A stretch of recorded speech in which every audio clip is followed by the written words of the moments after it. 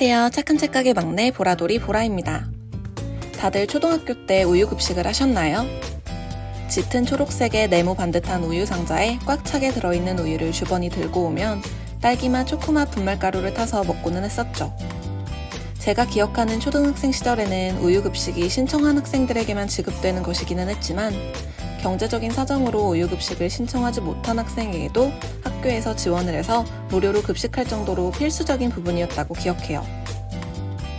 학교뿐만 아니라 매스컴을 비롯한 온갖 매체에서 성장기의 아이들에게 유제품은 필수적이라고 입을 모아 이야기하죠. 이러한 현상은 비단 우리나라에서만 일어나는 일이 아니었어요. 프랑스에는 무시무시한 늑대가 아침에는 우유를, 점심에는 치즈를, 밤에는 요구르트를, 즉 하루 3번 유제품을 먹어야 한다고 겁을 주는 유명한 광고가 있다고 합니다. 그런데 이 광고에는 유제품이 필수 영양소라서 먹어야 한다는 이야기만이 아닌 정치적인 이야기도 담겨 있다고 하는데요. 오늘은 이러한 현상에 대해 조금 더 자세히 알아보도록 하겠습니다. 그럼 함께 읽어보겠습니다.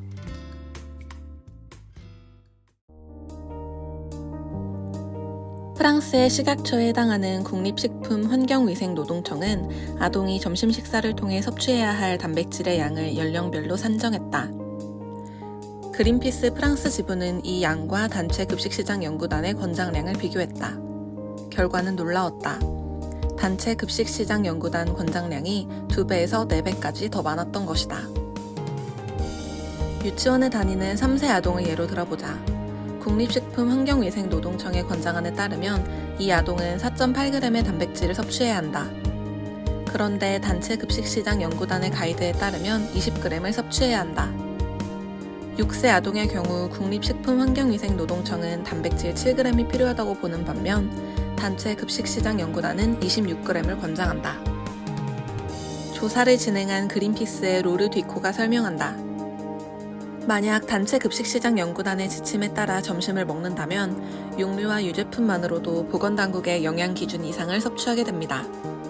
이 방식으로 책정된 6세 아동의 한 끼 식사에 포함된 단백질 총량을 계산하면 소고기로 21g, 식물성으로 16.9g, 요거트로 5g, 총 42.9g입니다.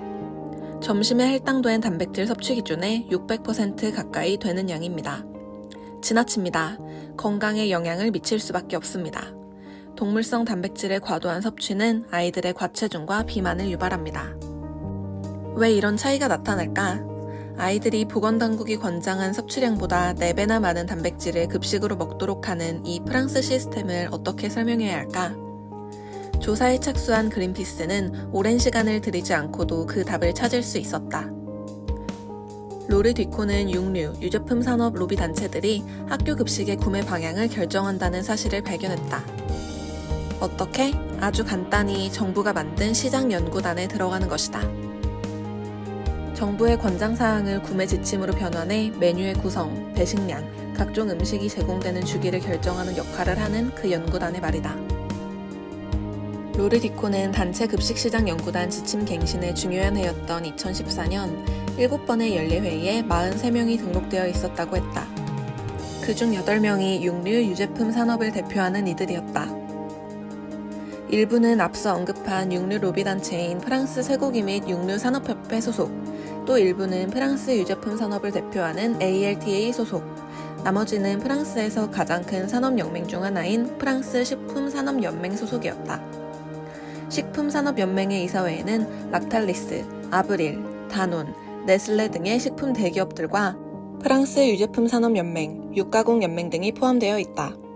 물론 산업계 대표들은 회의에 누구보다 성실히 참석했다. 로르 뒤코가 설명한다. 저희는 이 업무팀의 회의 참석 기록을 입수했습니다. 기록을 살펴보니 보건부, 농업부 대표들은 총 7번의 회의에 3번 이하로 참석했더라고요. 학계 대표 3명은 단 한 차례 참석했고요. 단지 영양 전문가 3명만이 절반의 참석률을 보였습니다. 그렇게 육류와 유제품 산업계를 대표하는 이들이 사실상 영양 전문가들만큼의 영향력을 갖게 된 것입니다. 그러니 동물성 단백질과 관련한 이 연구단의 방침이 과학적 권장사항과 이리도 거리가 멀다는 것이 그다지 놀랄 일도 아니지요. 로비는 단지 이 연구단이라는 연결고리의 말단에서만 벌어지는 것이 아니다. 로비는 그보다 위, 국가의 공식 권장안을 제정하는 프랑스 국민건강영양 프로그램의 운영감시위원회에까지 손을 뻗치고 있다. 이와 관련한 프랑스 사회업무감사총국의 보고서는 특히 시사하는 바가 크다. 2015년 프랑스 정부로부터 국민 건강에 중대한 이 프로그램을 평가하라는 지시를 받은 사회업무감사총국은 다음과 같은 사실을 밝혔다. 프랑스 국민건강영양 프로그램은 합의를 기반으로 하다 보니 실효성이 검증된 정책들을 하나도 채택하지 못해왔다. 국민건강영양 프로그램은 합의와 이해 관계자들의 이해를 고려한다는 명목으로 영양 문제에서 아주 주요한 면을 은폐했다. 무엇보다 국민건강영양 프로그램은 공급자 쪽에 취할 수 있는 조치를 충분히 고려하지 않았는데 이는 농산물 가공업자들이 벌인 로비의 힘이 그만큼 강력했기 때문이다. 2019년 프랑스 정부는 180도 방향을 틀었다. 과학 지식에 역행하고 있을 수만은 없게 된 것이다. 과도한 육류 소비의 위험성을 다룬 보고서들이 쌓여갔고 세계보건기구는 2015년 10월 말 800개 연구에 기반하여 가공육을 발암물질로, 붉은 육류를 발암 가능 물질로 분류했다.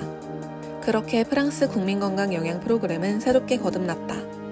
육류를 하루에 2번까지 섭취할 것을 장려했던 보건부는 이제 육류 소비를 제한할 것을 권장한다. 또한 성인의 경우 유제품 섭취를 하루 2번 이하로 제한할 것을 권장한다. 패러다임의 전적인 변화다.